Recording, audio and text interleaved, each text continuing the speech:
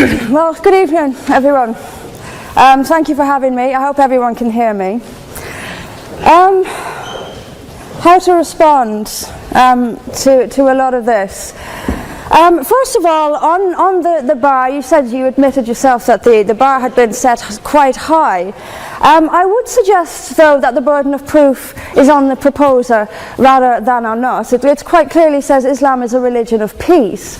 I suggest you prove it. We've also been told here tonight when we opened that this debate must take place in the real world. Well, absolutely, yes, it must. It must take place in the real world. And I will describe what Islam is doing in the real world. We can sit and we can debate theocracy day in, day out. We will never agree. We can debate, is there a God, isn't there a God, is the Quran real, isn't it? None of it actually matters. What matters is what happens in the real world, as my opponent quite rightly said. My side of the argument is regularly told that we've heard it again tonight, we were described somewhat as hate. We were told that we are demonizing Islam, whipping up fear of Islam. Not the first time I've been accused of this, probably won't be the last. But let me just say, and let's take this into the real world as we've been advised to do. Let me tell you what actually whips up fears of Islam. We take it from the top. 9/11, the London Underground bombings, Madrid, Mumbai, Mali, Bali, northern Nigeria, Sudan, Afghanistan, Saudi Arabia, Iran, Yemen, Pakistan, death for apostasy, death for blasphemy, death for adultery, death for homosexuality, gender segregation, gender discrimination, unequal testimony between men and women in legal proceedings, child marriage, amputations, beheadings, imprisonment for being raped, anti-Semitism, burqas, execution, as I've said, for this, that and the other, the slaughter of Theo van Gogh on the streets of Amsterdam, death threats on the streets of London, butcher those who insult Islam, Muslim patrols in East London telling people they are entering Sharia control zones, polygamous marriages, marriage not requiring the consent of the bride. This is what causes fear of Islam. It is not me, it is not my colleagues on this side. What information on that point? If Islam and Muslims are responsible for the Muslim patrols, I'm not finished. I'm not. I mean, let me speak on. But the point is that it is not I or my fellow debaters on this side who are causing fear of Islam. It is the actions of Muslims that are causing fear of Islam. That is the real world. That is where we actually live. Then we'll be told that this is just the extreme fringe of Islam. Well, let me have a look at Saudi Arabia. Saudi Arabia is the birthplace of Islam, the custodian of its holy sites. In Saudi Arabia, a woman is not allowed to drive. She is not allowed to leave the house without a mahram. She is not allowed to vote, although they've been incredibly generous by allowing some votes in the next elections. This is apparently the extreme fringe of people are executed for blasphemy, executed for apostasy. In Saudi Arabia, the birthplace of Islam, we'll be told that's the extreme fringe of Islam. No, it is not. Calling Saudi Arabia the extreme fringe of Islam is like calling the Vatican the extreme fringe of Catholicism. Sorry, it just doesn't work. Then we'll be told that we've misunderstood. Violent Muslims have misunderstood. Saudi Arabia has misunderstood. Iran, which stones people to death for adultery, has misunderstood. Yemen, which marries children at the age of 9, has misunderstood. Has there ever been a more spectacularly misunderstood religion than Islam? It seems that these nations who apply it as their laws, nations which have the Quran as their constitution, innumerable nations, where there is no free speech, where there is no freedom of religion, they've all got it wrong. They've all got it wrong. It's quite a spectacularly misunderstood religion. There's just so much. I'm constantly told as well that I need to respect Islam. I'm never quite given a good enough reason why. I am under no greater obligation to respect Islam than I am any other beliefs. I'm under no more obligation to respect a woman oppressed in the name of Islam than if she is oppressed by the BNP or anyone else. I am under no obligation to make compromises with an ideology I simply don't see as peaceful. Why don't I see it as peaceful? Because of the evidence. If I look around the world and I see the countries where Islam calls the shots, all I see is brutality and violence imposed by the state. We were told that peace is not just the absence of violence but the presence of justice. Absolutely. I do not see how in a nation where, as the only woman here, I have some particular issues with the way women are treated in Islamic states. Now you can argue that they've got it wrong. Tell them that, because they seem to think that's what it is. Yes, I mean, there's so much to say about it, but is there a peaceful Islam? Yes, there is. It's in the hearts of peaceful Muslims. Unfortunately, though, there's also a rather more objective Islam, and peaceful Muslims have to do some really rather creative interpretation, like the command to beat her. I've seen Muslim women. I didn't stand up for you. Well, I didn't. So if you could just have a bit. I knew this would happen. I knew this would happen, by the way. I knew this would happen. What I'm saying is completely controversial and will be booed and shouted down, and I have no doubt my colleagues the same. I knew this would happen. You say anything negative, you'll get the boos. I'm actually going to leave it there. But I will finish just by saying this. There are hundreds of millions of peaceful Muslims. That is a fact. But that does not mean that Islam itself is peaceful. Peaceful Muslims interpret verses of the Quran so almost beyond recognition. It's reinterpreted, like the command to beat her. It's there in the Quran, and I've seen Muslim women try to dance around it. They put words in there that simply aren't there. That's what it says. It says beat her. And in the countries where the Quran calls the shots, that is exactly what they do. This is not peace. This is not justice. Islam is not a religion of peace, as the evidence shows us. Thank you. Thank you very much, Mr. President. Ladies and gentlemen, good evening. Assalamu alaikum. Lovely to see you all here tonight. We are having a very entertaining night, are we not, with some very interesting things being said from the other side of the house tonight. Let me begin by saying, as a Muslim, as a representative of Islam, I would consider myself an ambassador for Islam, a believer in Islam, a follower of Islam and its Prophet. So in that capacity, let me begin by apologizing to Anne-Marie for the Bali bombings. I apologize for the role of my religion and me and my people, for the killing of Theo van Gogh, for 7/7. Yes, that was all of us. That was Islam, that was Muslims, that was the Quran.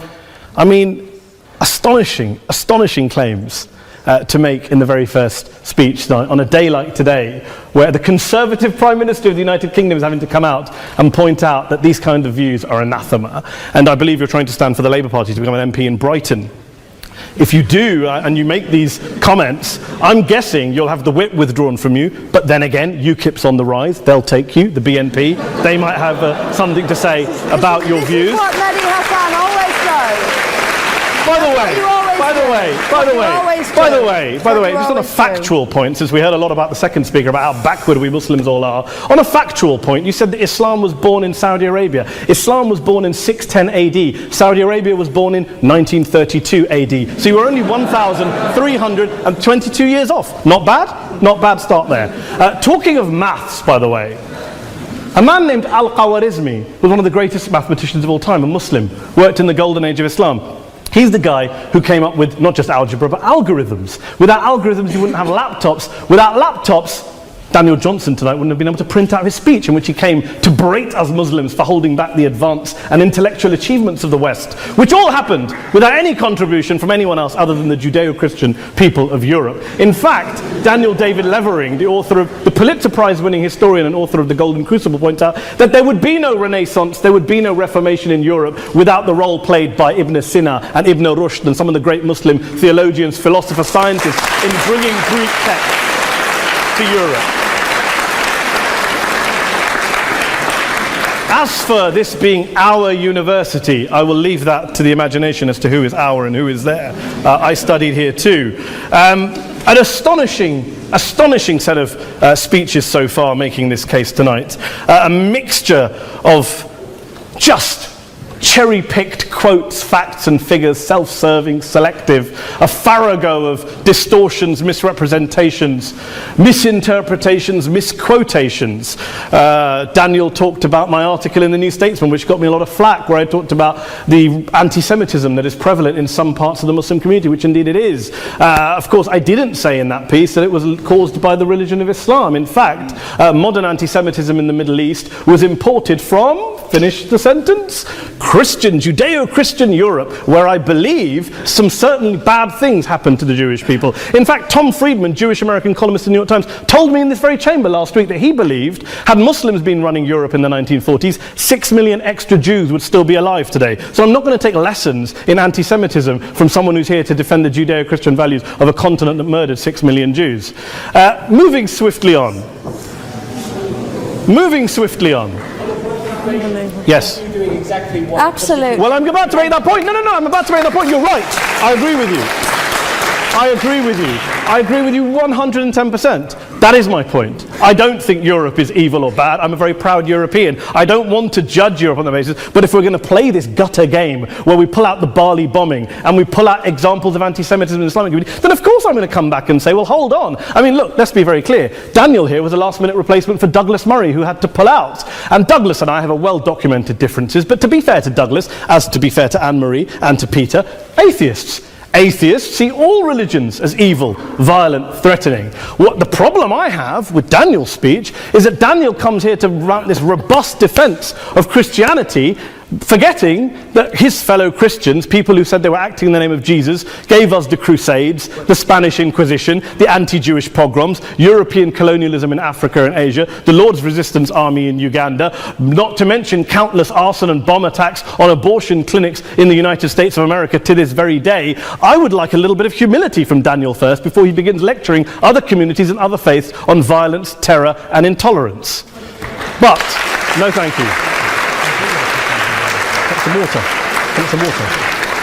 But I would say this, to address the gentleman's very valid point here, I'm not going to play that game. I don't actually believe that Christianity is a religion of violence and hate because of what the LRA does in Uganda or what Crusaders did to Jews and Muslims in Jerusalem when they took back the city in the 12th or 13th or whatever century it was. I believe that Christianity, like Islam, like pretty much every mainstream religion, is based on love and compassion and faith. I do follow a religion in which 113 out of the 114 chapters of the Quran begins by introducing the God of Islam as a God of mercy and compassion. I would not have it any other way. I don't follow a religion which introduces my God to me as a God of war, as some kind of Greek God of wrath, as a God of hate and injustice. Not at all. As Adam pointed out, you go through the Quran and you see the mercy and the love and the justice. And yes, you have verses that refer to warfare and violence. Of course it does. This is not a motion about pacifism. I'm not here to argue that Islam is a pacifistic faith. It is not. Islam allows military action, violence in certain limited contexts. And yes, a minority of Muslims do take it out of that context. But is it religious? We talked about Woolwich. Daniel and Anne-Marie have suggested that it's definitely religion that's behind all of this. Well, actually, what I find so amusing tonight is we're having a debate about Islam, and the opposition tonight have come forward. We have a graduate in law, a graduate in modern history, a graduate in chemistry, and you know, I admire all of their intellects and their abilities, but we don't have anyone who's actually an expert on Islam, a scholar of Islam, a historian of Islam, a speaker of Arabic, even a terrorism expert or a security expert or a pollster, let alone to talk about what Muslims believe or think. Instead, we have people coming here, putting forward these views, putting forward these sweeping opinions. Listen to Professor Robert Pape of the University of Chicago, one of America's leading terrorism experts who, unlike our esteemed opposition tonight, studied every single case of suicide terrorism between 1980 and 2005, 315 cases in total. And he concluded, and I quote, "There is little connection between suicide terrorism and Islamic fundamentalism or any of the world's religions. Rather, what nearly all suicide terrorist attacks have in common is a specific secular and strategic goal to compel modern democracies to withdraw military forces from territory that the terrorists consider to be their homeland." And the irony is, when we talk about terrorism, the irony is that the opposition and the Muslim terrorists, the Al-Qaeda types, actually have one thing in common. Because they both believe that Islam is a warlike, violent religion. They both agree on that. They have everything in common. Osama bin Laden would be nodding along to everything he's heard tonight from the opposition side. He agrees with them. The problem is that mainstream Muslims don't. The majority of Muslims around the world don't. In fact, a gentleman here started quoting all sorts of polls. Gallup carried out the biggest poll of Muslims around the world, of 50,000 Muslims in 35 countries. 93% of Muslims rejected 9/11 and suicide attacks. And of the 7% who didn't, they all, when polled and focus grouped, cited political reasons for their support for violence, not religious reasons. And as for Islamic scholars and what they say, well, Daniel talks about our University of Oxford. We'll go down to Oxford's Centre for Islamic Studies, get hold of a man named Sheikh Afifi al-Akiti, who is a massively well-credentialed and well-respected Islamic scholar, who has studied across the world, who in the days after 7/7 published a fatwa denouncing terrorism in the name of Islam, calling for the protection of all non-combatants at all times, and describing suicide bombings as an innovation with no basis in Islamic law. Go and listen to Sheikh Tahir al-Qadri, one of Pakistan's most famous Islamic scholars, who published a 600-page fatwa condemning the killing of all innocents and all suicide bombings unconditionally without any ifs or buts. There's nothing new here. This is mainstream Islam, mainstream scholarship, which has said this for years. You don't go out and kill people willy-nilly in the high street or anywhere else, on a bus or a mall, based on verses of the Quran that you cherry-pick without any context, any understanding, any interpretation, or any commentary. Point of information. Please. What about stoning of women, for example, in such Well, It doesn't happen apparently. I didn't say it doesn't happen at all. I never said it didn't happen. I don't blame Islam. Yes, it's a very good point. And a lot of us are campaigning against that. And we're campaigning against it in the name of Islam. We're campaigning against it in the name of various interpretations of Islam. Anne-Marie comes and scares us with her talk of Sharia law. I would like to see the book of Sharia law. It doesn't exist. People argue over what Sharia law is. And you empower the extremists by saying there is only one version. You empower them all. I don't believe you took any interruptions, Anne-Marie, so I think you should stay there for a moment. Several countries. Here's what we're dealing with. Here's what we're dealing with. We are dealing, I took your point. Here we are dealing with a 1400-year-old global religion, followed by 1.6 billion people in every corner of the world, a quarter of humanity, of all backgrounds, cultures, ethnicities. And yet the opposition tonight wants to generalize, stereotype, smear, in order to desperately win this debate. And here's my question, if we're going to generalize and smear.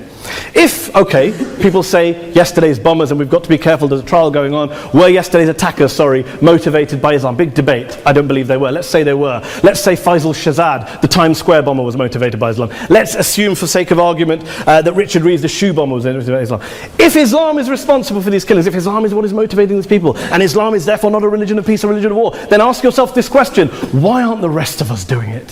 Why is it such a tiny minority of Muslims are interpreting their religion in the way that the opposition claim they are? Let's assume there are 16,000 suicide bombers in the world. There aren't. Let's assume there are for the sake of argument.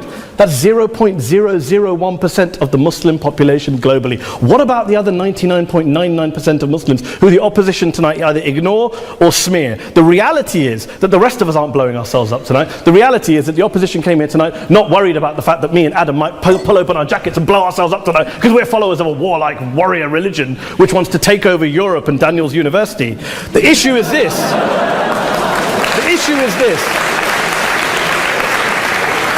Unless the opposition can tell us tonight, and Peter Atkins is here, one of our great atheist intellectuals, can tell us tonight, can answer this question tonight: why don't the vast majority of Muslims around the world behave as violently and aggressively as a tiny minority of politically motivated extremists? Then they might as well give up and stop pretending they have anything relevant to say about Islam or Muslims as a whole. Ladies and gentlemen, let me just say this to you. Think about what the opposite of this motion is. If you vote no tonight, think about what you're saying the opposite motion is. That Islam isn't a religion of peace, it's a religion of war, of violence, of terror, of aggression. That the people who follow Islam, me, my wife, my retired parents, my 6-year-old child, that 1.8 million of your fellow British residents and citizens, that 1.6 billion people across the world, your fellow human beings, are all followers, promoters, believers in a religion of violence. Do you really think that? Do you really believe that to be the case? They say that in the Oxford Union, the most famous debate was in 1933 when Adolf Hitler looked out for the result of the King and Country motion, where they voted against fighting for king and country, and Hitler was listening out for the result. Well, tonight, 80 years on, there are two groups of people around the world who I would argue are waiting for the result of tonight's vote. There are the millions of peaceful, non-violent, law-abiding Muslims both in the UK, Europe, Asia, Africa and beyond, who see Islam as the source of their identity, as a source of spiritual fulfillment, of hope, of solace. And there are the phobes, the haters, the bigots out there who want to push the clash of civilizations, who want to divide all of us into them and us and ours and their.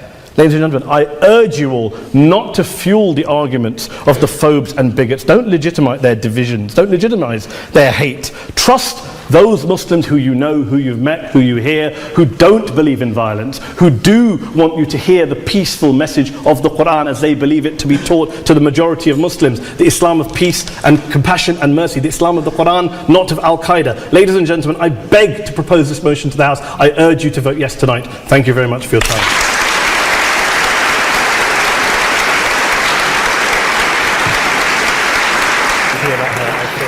In it, as good men will find anywhere. But we, through examples of the behavior that Islam inspires and often condones, and by seeking to show that Islam has an intrinsic fault, long for Islam 2.0. Islam 2.0, Islam's enlightenment, will have an emphasis on humanity, subtlety, harmony, and reason, and be virtuous. On that point, this evening, though, you are judging Islam 1.0, not Islam 2.0. By opposing the motion, you will be encouraging the emergence of what most of humanity really longs for, but which does not yet exist. Please, for the sake of humanity, oppose.